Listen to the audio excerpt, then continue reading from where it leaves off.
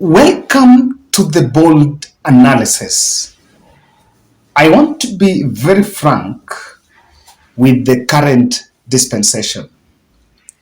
We saw that at the height of just concluded general election, the IEBC chair was hailed by President Ruto as a hero over the manner of handling 2022 general election.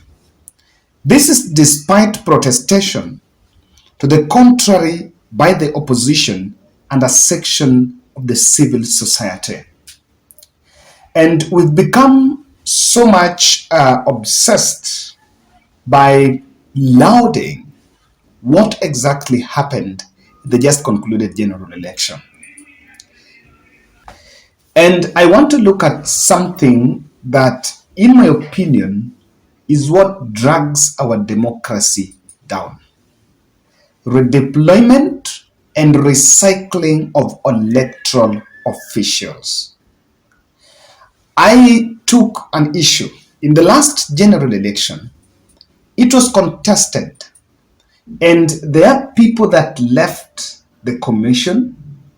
We saw CEO Ezra Chiloba that was actually kicked out by Wafula Chebukati in 2018.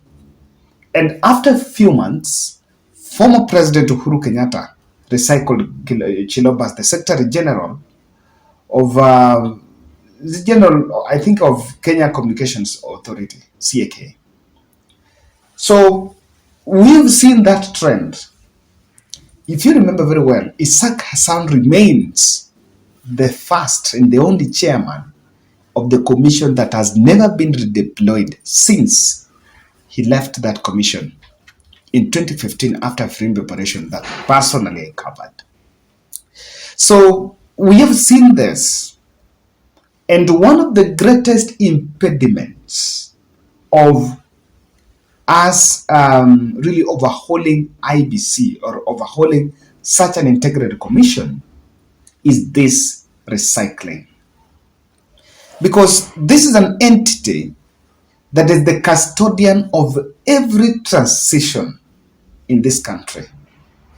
And people, a situation where we have a commission where someone believes that if I favor person X and person X forms the next government, then I will stand a chance of gaining some benefit. That is where we are getting it wrong. We are simply missing the point. And when I saw Boya Molu applying to be considered as a principal secretary, I was like, what? Just like the Supreme Court, the judges, I think there should be a legal framework or a legal pronouncement that after working for IEBC, maybe in some capacity as a commissioner or so, you're not supposed to take any other position, especially that can put you in the level of policy. Look at Muhate.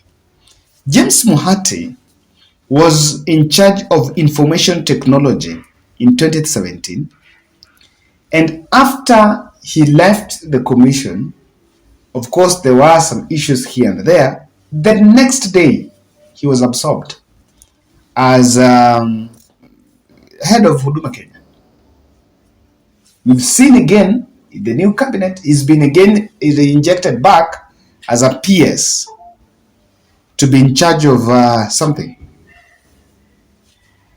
So you look at this and say honestly, when we have a commission where, because these people are custodians of elections, that nikipata, if so and so gets, I'll find avenues. That provides an avenue to infiltrate the commission.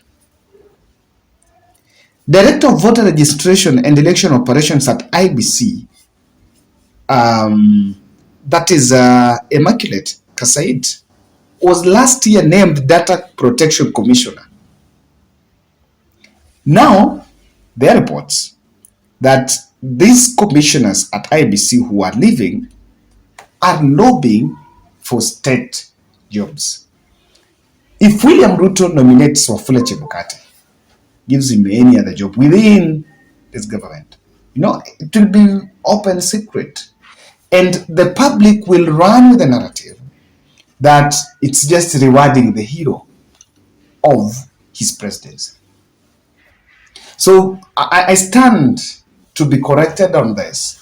But I hope this is a discussion that we should have as a country and agree and really ask ourselves the tough questions.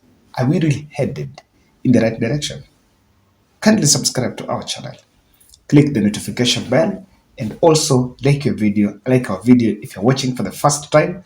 I normally remind us to like, because I know as YouTube works, the more a video is liked, the rating increases, and so it will be suggested to many, and through that we boost the revenue stream, because again our production is funded from the revenue stream from our viewers. Actually, many people don't understand YouTube is audience based. Revenue is audience based. Now, there is the challenge why it has been difficult to overhaul IEBC is this point of recycling. If someone leaves a commission like IEBC, that person should not be anywhere around any parastatal or any government agency or any ministry that will work at one point with IEBC. That's where we are.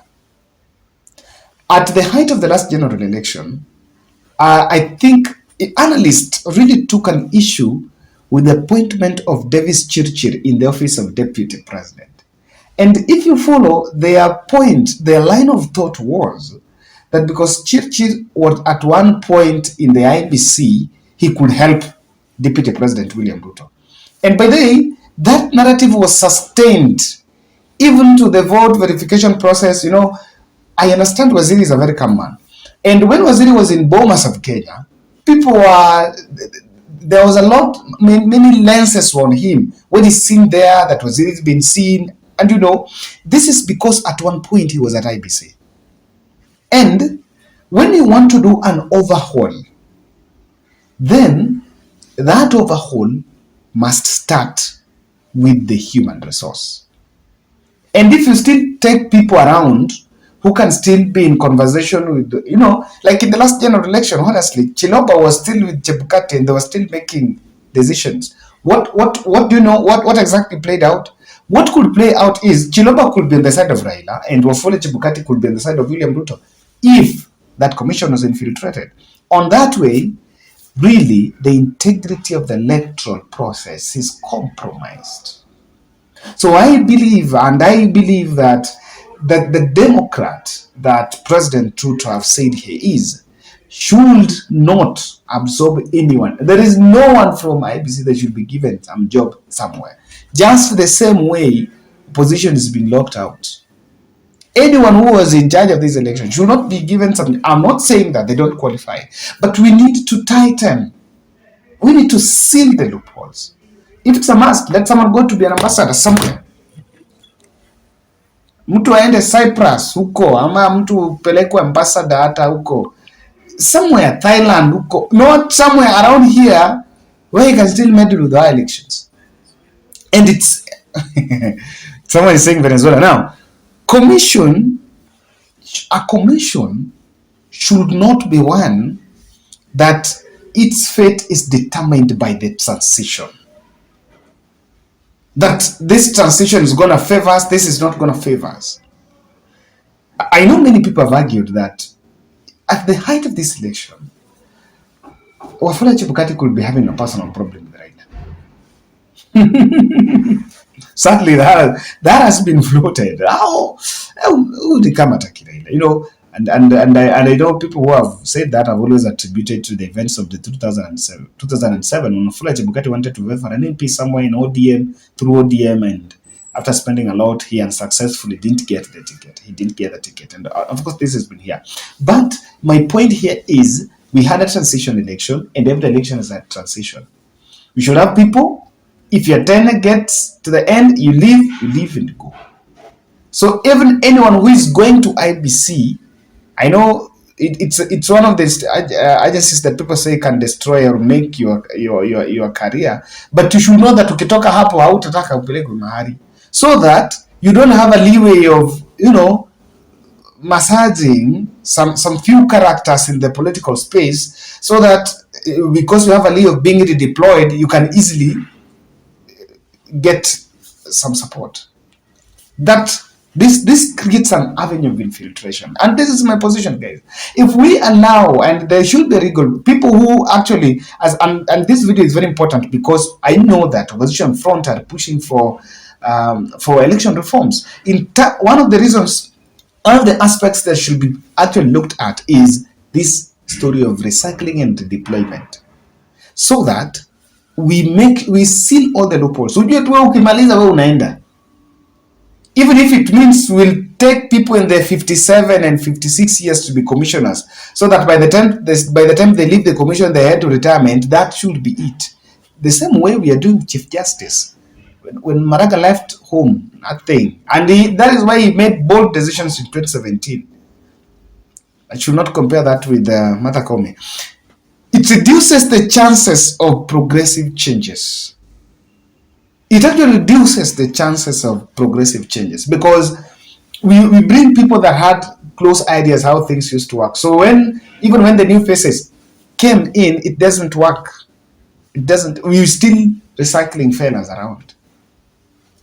That is my bold.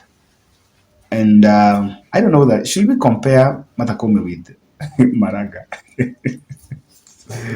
Let's see the next.